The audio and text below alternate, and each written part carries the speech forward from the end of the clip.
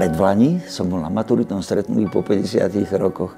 Je to smutné stretnutie po 50 rokoch, musím sa priznať, v Piešťanoch. A keď som tých svojich spolužiakov tak pozoroval, a najmä počúval, ako hovoria o tých svojich prvých láskach. A keď som aj ja tam medzi nimi videl tie svoje prvé lásky, ako kedysi začínali a ako končia teda všelijako, tak som si povedal, čo keby som napísal toto, zavolal k nám Zuzku Kronerovú a dal som to prečítať, sa to veľmi páčilo. Je čas,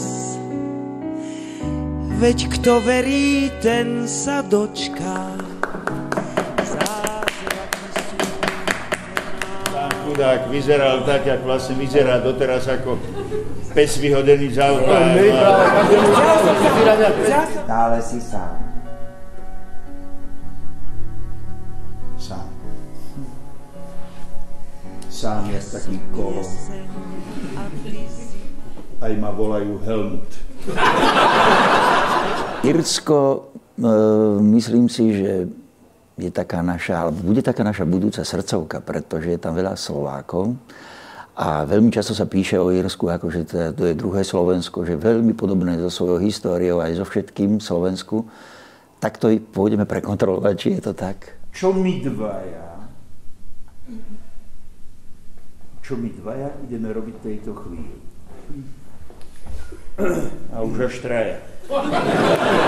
Víš čo, ja volám, čo robím a darí sa mi. A keď sa človeku darí, tak si pritom spieva. A on mi pritom chce chytať druhý hlas. Prečo mi to robí? Prečo ma takto trápi? Keby mi chytil nohu, nepoviem, ale nech mi nechytá druhý hlas. Je to veľký trest nemať sluch. Najmä sa tešíme na divákov, lebo si myslím, že budú takým malým pokračovaním diváckým našich divákov zo Slovenska. A že im povieme cez našu hru o prvých a posledných láskach, čo povedať máme a chceme. Takže nielen náhodou má táto hra názov Šťastné konce, ale že dúfam, že aj tá cesta bude mať šťastný koniec.